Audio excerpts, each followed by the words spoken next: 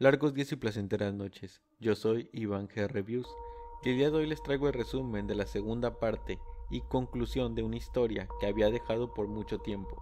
Estoy hablando de El Gran Dios Pan de Arthur Machen, historia que nos lleva con Austin y Villiers, dos amigos que han descubierto un secreto tan siniestro como arcano.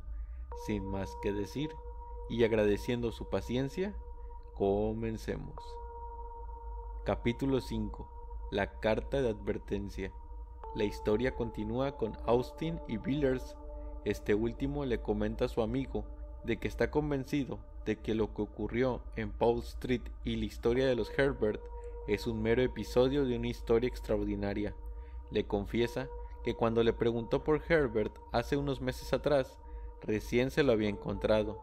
Le cuenta que el vagabundo Herbert le había contado parte de su historia y que actualmente, por lo que se había enterado, estaba muerto. Villiers también le comenta sobre el encuentro que tuvo con su viejo amigo Clark, un hombre que considera que realmente sabe algo acerca del hombre y la vida. Le contó toda la historia relacionada con los Herbert y le mostró el retrato de Helen. Clark se había interesado por el caso, pero no lo suficiente, no hasta que vio el retrato de Helen. Entonces su actitud cambió, y después de haber quedado para hablar una semana después, Clark le mandó una carta a Villiers advirtiéndole que dejara la investigación, pues era lo mejor para su salud física y mental. Austin entonces se aventura a decir que quizá Clark conoce a la persona de algún lado, pues fue el retrato lo que lo perturbó y lo llevó a escribir aquella carta de advertencia. Ellos no lo sabían, pero Clark había atestiguado un experimento años antes, cuando Helen se llamaba Mary y supuestamente había quedado mal de la cabeza. Mientras hablaban de todo aquello, sin darse cuenta, los dos hombres habían doblado por Ashley Street, dirigiéndose al norte de Piccadilly. Era una calle larga y más bien sombría.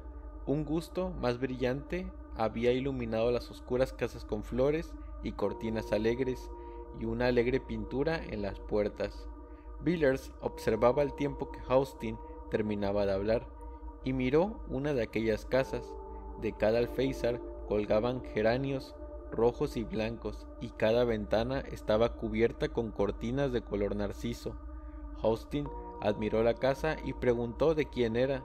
Villiers le dijo que era de una tal señorita Beaumont, una mujer venida de Sudamérica, una mujer muy rica que se había asociado con las personas más distinguidas de la ciudad. Agrega que su amigo, Lord Argentine, estuvo ahí una semana antes y que la mujer le dio a probar el mejor vino que probó en su vida. Lo curioso fue cuando Argentine le preguntó la procedencia y el tiempo de este vino. La mujer dijo que 1000 años aproximadamente. Argentine lo tomó como una broma, pero la mujer estaba muy seria cuando se lo dijo. Cuando llegaron al departamento de Austin, ambos pasaron y Villiers admiró las antigüedades de su amigo. Le preguntó si había conseguido alguna novedad mientras examinaba las piezas de aparador en aparador en busca de alguna nueva. Finalmente sus ojos se posaron sobre un extraño cofre agradable y exquisitamente tallado que se encontraba en una oscura esquina del cuarto. Austin había olvidado comentarle sobre el cofre a su amigo y lo abrió, sacando un grueso volumen empastado del mismo. Austin le pregunta a Villiers si había conocido a Arthur Mayrick, el pintor. Este asintió y Austin le dijo que murió y desconocía la causa. El caso era que 3 meses atrás recibió el libro, acompañado de una cortés nota de un doctor inglés de Buenos Aires, afirmando que había atendido al fallecido señor Mayrick durante su enfermedad y que el difunto había expresado el intenso deseo de que el paquete sellado debía serle enviado luego de su muerte. Austin abrió el libro, el cual era una colección de dibujos en blanco y negro hecho por Mayrick. Villiers dio vuelta a la primera página. Esta estaba en blanco. La segunda llevaba una pequeña inscripción y en la tercera página había un diseño que sobresaltó a Villiers. Volteó página tras página, absorto a pesar de sí mismo. Eran figuras de faunos y sátiros bailando frente a sus ojos. Oscuridad en la espesura, la danza en las cumbres, las escenas de costas solitarias, en verdes viñedos, en lugares desiertos y rocosos. Pasaron frente a él un mundo frente al cual el alma humana se retrae y se estremece. Villers pasó rápidamente las páginas restantes. Había visto suficiente, mas el dibujo de la última página captó su mirada. Cuando casi cerraba el libro, era el rostro de una mujer, sola en la página blanca. Villers le preguntó a Austin si conocía a la mujer del retrato. Este dijo que no, y Villers le reveló que era la señora Herbert. Ahora, Villers se preguntaba la relación entre Mayrick y la señora Herbert, o qué vínculo había entre ellos y los diseños. Villers pensaba que Helen Baughman o señora Herbert era solo el principio. Sabía que ella volvería a Londres y le advierte a Austin que tenga cuidado. Capítulo 6. Los suicidios. En la parte anterior se mencionó a Lord Argentine. Este había sido extremadamente pobre a los 20 años. Su familia era rica, pero en la línea de sucesión él era el séptimo. Entonces tuvo que lidiar con sus problemas él solo. A la edad de 30 años, los 7 que estaban antes que él habían muerto por una causa u otra. Entonces heredó las riquezas de la familia y desde entonces se hizo famoso por sus cenas a las cuales asistían los más importantes de la ciudad. Era un tipo alegre y enamorado de la vida y los lujos. Entonces todos se sorprendieron cuando se enteraron de que se había suicidado. Él fue el primer suicidio. Su ayudante explicó que la noche anterior a cuando le encontró colgado, este había llegado de una cena en casa de una mujer muy influyente. No percibió entonces nada extraño hasta la mañana siguiente que le encontró muerto. Todos estaban impactados por el hecho y lloraban la partida de Lord, el cual no escatimaba en gastos para sus famosas cenas. Una vez pasado el hecho, todos esperaron que la paz retomara su lugar. Sin embargo, resultó de otra manera cuando dentro de las 3 semanas siguientes, otros 3 caballeros perecieron atrozmente en casi la misma forma. Este era el tema de conversación entre Villers y Austin, los cuales recordaron que Argentine había cenado en la casa de la señora Beaumont, nombre que omitieron en el informe del periódico para no incomodar a la mujer. Austin mencionó que estuvo en una reunión a la que asistió ella y le dice a Villers que la mujer es extraordinaria y que tiene todo un séquito detrás de ella. En todo momento, Austin le dice que ella le parece familiar, aunque nunca la ha visto realmente. Villers se queda pensativo ante esto, guardando algo para sí mismo, y cuando voltea a ver el cofre donde estaban los dibujos de Mayrick, se le ocurrió algo. Le habían escrito una carta al doctor que atendió a Mayrick antes de morir, pero no se les había ocurrido mandarle el dibujo de la mujer para ver de esta forma si la conocía de algún lado. En ese momento escucharon gritos en la calle. Los gritos eran de los repartidores de periódico anunciando un quinto suicidio, esta vez el de un tal Sidney Crawshaw. Según el periódico, había sido visto por última vez cerca de las 10 de la noche y se le encontró colgado en un árbol de su propiedad por la mañana. Austin, asustado, decide que quiere largarse de la ciudad, pero Villers lo calma y le dice que el periódico miente, pues él vio a Crawshaw mucho más tarde que las 10. Le revela que le vio cerca de las 2 de la mañana mientras regresaba a casa y que le vio con un semblante indescriptible de horror y demencia.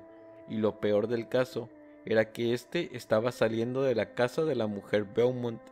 Hubo un intervalo de silencio en la habitación cuando Villers terminó de hablar. Austin se preguntaba qué significaba todo aquello y Villers asegura que es un asunto oscuro, pero que deben quedárselo para ellos. Se decide que investigaría la casa de la mujer a través de algunos canales privados de información y encontrando algo, le promete informarle a Austin lo antes posible. Capítulo 7. Encuentros en el Soho. 3 semanas después, Villers le pide a Austin que lo visite. Este aún sigue convencido de que vio a Crawshaw fuera de la casa de Beaumont y ha confirmado que Beaumont es la misma mujer que la señora Herbert, también conocida como Helen Blount. Esto porque la vio entrar en una casa de Soho. Como el historial de Helen no era de los más limpios, la fue a buscar a Kerr Street, el fondo de la sociedad londinense, y Billers conoce a algunas personas en este estrato social, ya que les ha hecho favores en el pasado y ellos confían en él. Ahí le saca información y se entera de que hace unos 5 o 6 años llegó del campo una mujer de apellido Raymond. Tenía unos 17 años y era muy bonita.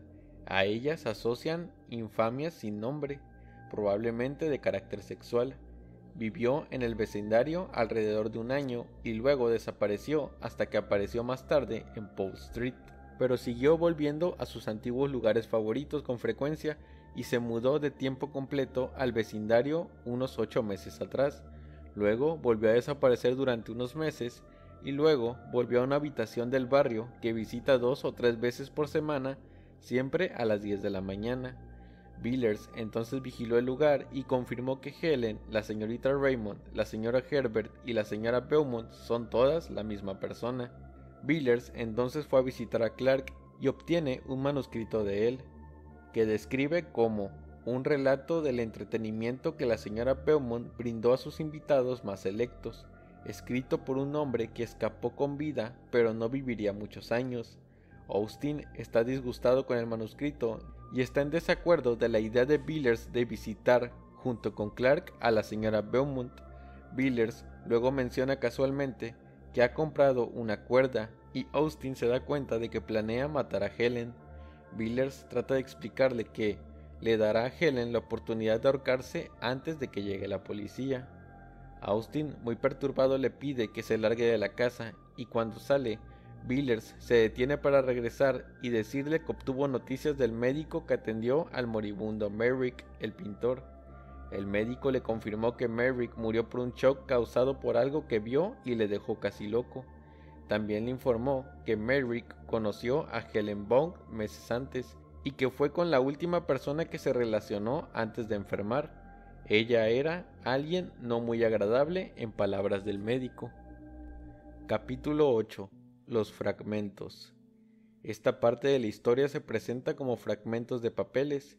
En realidad son 3. El primero es de un doctor, Robert Matheson, que murió en 1892 a causa de una apoplejía. Este describe lo que fue un cuerpo sin nombre acostado en una cama. Matheson tenía la tarea de examinarlo y determinar la causa de la muerte. El doctor describe el cadáver de tez negra, como la tinta, pero aquello no era lo extraño, sino que la piel, la carne, los músculos, los huesos y la firme estructura del cuerpo humano, que había pensado que era inmutable, comenzaron a derretirse y disolverse justo en la cama donde reposaba enfrente de sus ojos. En sus palabras, alguna fuerza interna de la que no sabía nada causó la disolución y el cambio. El sexo del cuerpo parecía cambiar de un lado a otro. La luz de la habitación se ennegrecía, pero no era solo eso, sino era la negación de la luz. Eventualmente el cuerpo se convirtió en gelatina y luego el médico vio una forma que se puede ver en esculturas y pinturas antiguas, una forma horrible e indescriptible, ni hombre ni bestia, que al final regresó a su forma humana.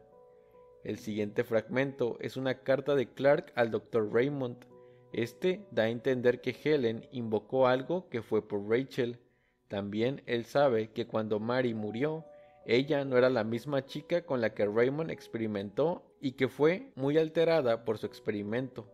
Clark entonces visitó la casa de Gales donde vivió la joven Helen. También el bosque donde fueron Helen y Rachel, que describe como un agradable claro de verano. Es en esta misma visita que se entera de una piedra recientemente descubierta en el bosque donde ocurrió la tragedia de Helen y Rachel. La roca tallada databa de la época romana con una inscripción a Nodens, el dios de la profundidad o el abismo. Esto en sí no era lo más extraño o enfermizo, sino que la roca se utilizaba para rituales de matrimonio. La historia concluye con un fragmento que parece ser de Raymond, el protagonista del primer capítulo de esta historia, donde explica que él conoce casi toda la historia, ignorando pequeños detalles que Clark y Billers descubrieron por su cuenta.